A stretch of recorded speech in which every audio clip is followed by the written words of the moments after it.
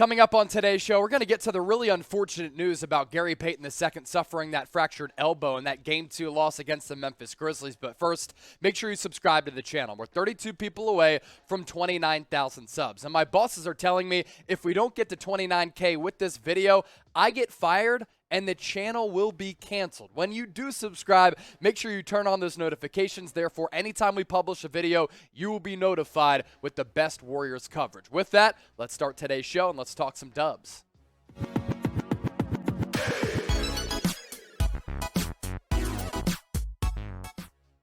You're watching Golden State Warriors Today by Chat Sports. I'm your host, Jay Senior. The Warriors going down in Game 2 against the Memphis Grizzlies, and in the process, they don't only lose the game, they lose Gary Payton II for what could be the remainder of the NBA playoffs. Now, the big news with this is also the fact that Andre Iguodala, according to Steve Kerr, might return for Game 3, maybe even Game 4. He's dealing with some neck issues, so you might lose Gary Payton II, you might get Andre Iguodala. As far as GP2 goes, this is really unfortunate for him. This is a guy who's been a journeyman throughout his NBA career. He fought his way on a couple of NBA rosters, went back and forth between the NBA level as well as the G League, looked to have found a permanent home with Golden State, and now what could have been the biggest moment and the biggest stretch of his career cut short, suffering a fractured elbow early in the first quarter. I thought it was a really dirty play by Dillon Brooks. Gary Payton II had received that basketball, went up for what looked to have been a dunk or a layup,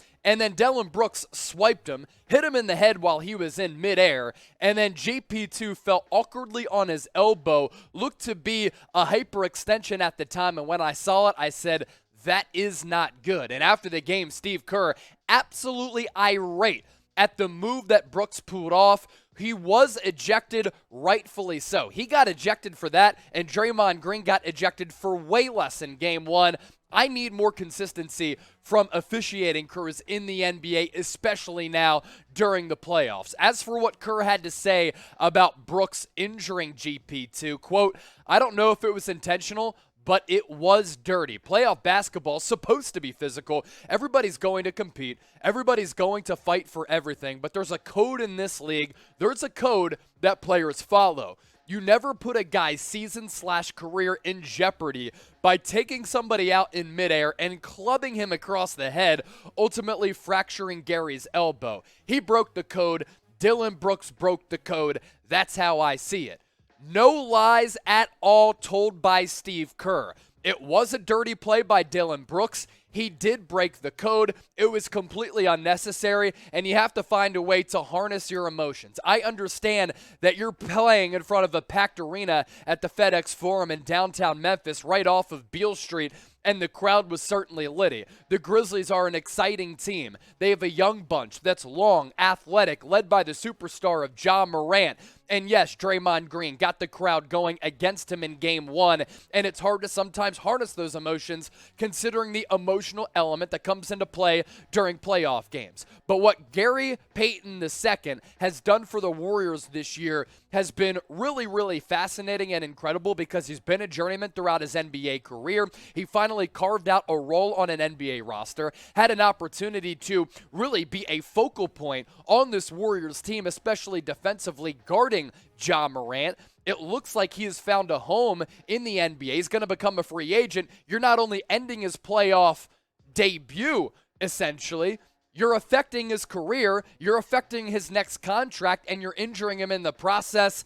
Absolutely hated it. No lies told by Steve Kerr after the game, and Steph Curry agreed with him on that sentiment. I want to hear from you.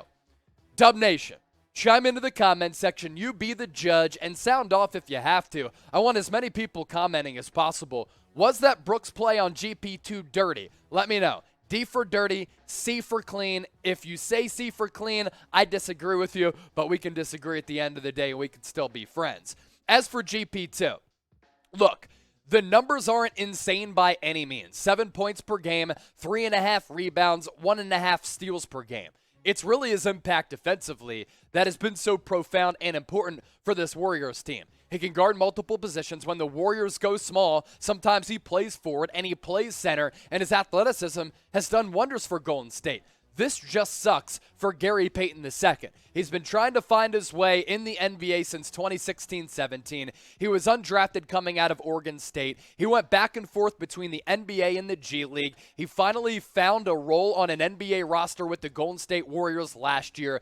This year, he was a consistent contributor in this Warriors rotation. He was getting steady and consistent playoff minutes with the Warriors throughout the playoffs and figured to be one of their most focal points defensively on this team. And for Dillon Brooks to pull that off while he was in midair, swiping at his head, hitting him while he's going up for the cup, and then he falls on his elbow like that, dislocating his elbow, just unnecessary from Dillon Brooks. I hate to see players get injured at this point, especially a guy like GP2, who finally had a great opportunity right in front of him, and that was snatched away because of a egregious move by Dillon Brooks. And he's been waiting his whole life for this, right?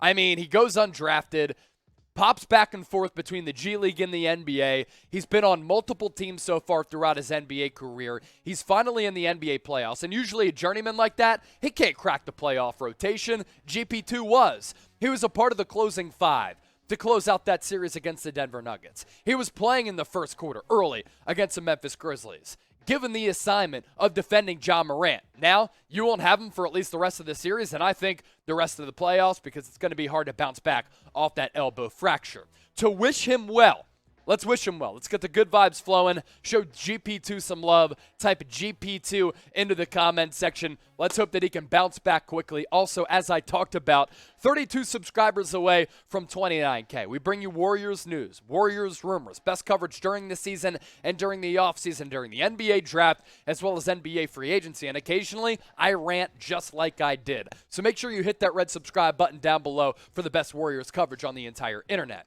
Now, moving forward without Gary Payton II, can the Dubs guard Ja Morant? And who is going to draw the assignment of defending Ja Morant? Your good producer, Trace. It's going to be a tall task. Now, Ja Morant in Game 1 was really, really good for Memphis. He was even better in Game 2. Borderline unstoppable at the end of that game. Lightning quickness like Allen Iverson. Finishing ability around the rim like Kyrie Irving, has that clutch gene and dog mentality like some of the great players have, Michael Jordan, Kobe Bryant. He really, really wanted that game last night. He understood what was at stake, and he grabbed that game by the throat and said, we are not losing this game in front of the home crowd. 47 points. Lights out from the floor, 15 of 31, really good from distance, almost unconscious at the free throw line as he only missed one of those attempts. And late in the game, off the dribble, nobody on the Warriors roster could defend him or stay on top of him. And on top of that athleticism and that quickness, he has this innate ability to finish around the rim with touch, but also crafty finishes too, where he's able to just twirl his body in a very unique way. Has flashes of Russell Westbrook athletically, but is much more of an efficient player. He can jump like Derrick Rose, but I think he's a better outside shooter because three-point shots are more prioritized in today's NBA. So how can the Dubs guard Ja Morant without GP2? That is certainly going to be a big storyline in this playoff series, unguardable down the stretch, and that's going to continue to be the calling card for Memphis. They understand that in games 1 and 2, there wasn't a player on the Warriors team who could stay in front of Ja Morant, and the threat of that three-point shot then allows him to beat guys off the dribble with that elite quickness. He's one of the fastest players I've ever seen, and he can do so many things while on the move. Ja Morant is special, and he's having a special playoff series so far, and the Warriors' defense will have to be special in order to lock him down. So moving forward into Game 3, which will take place on Saturday at the Chase Center, a couple days off between Games 2 and 3 as there's some travel in between. What is your level of concern with the Dubs moving forward? Scale it for me from 1 to 10. 1, not concerned at all. 10, very, very concerned. Let me know in the comment section. Appreciate all of you for watching the show.